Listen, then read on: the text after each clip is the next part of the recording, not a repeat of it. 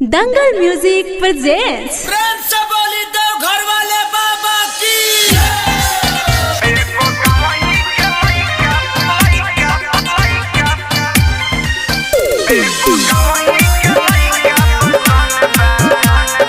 Recording दंगल recording studio नौनारा।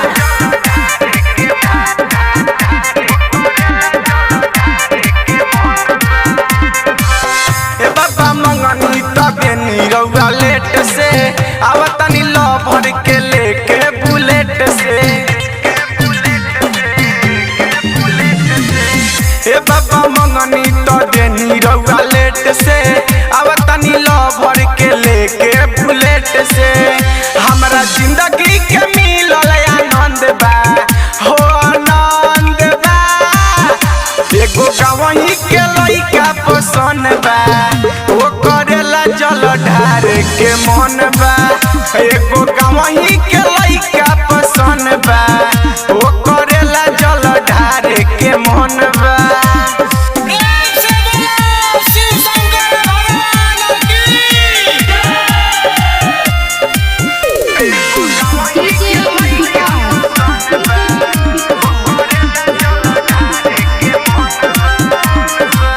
जल भर के पैदल बाबा आइब कुछ दूर से करम पर छावन राउर भंगिया दूर से।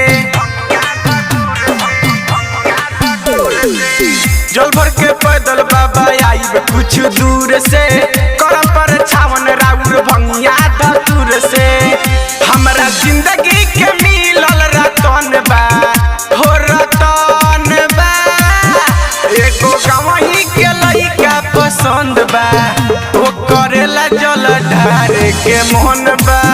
एगो गवही के लइका पसंद बा ओ करेला जल ढार के मन बा।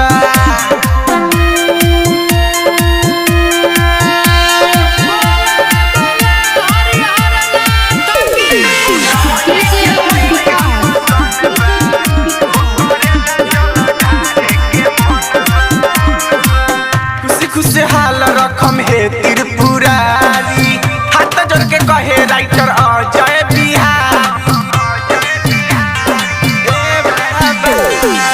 खुशी खुशहाल रखम हे त्रिपुरारी हाथ जोड़ के कहे राइटर अजय बिहारी। चंदेश्वर लहू खुश के ये परान बा हो परान बा।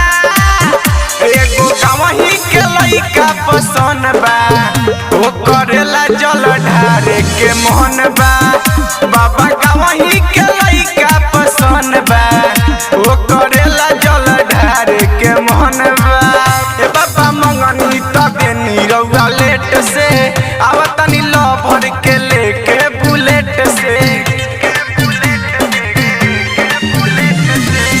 ए बाबा मंगनी तो देनी रउआ लेट से आवतनी लो भर के लेके बुलेट से।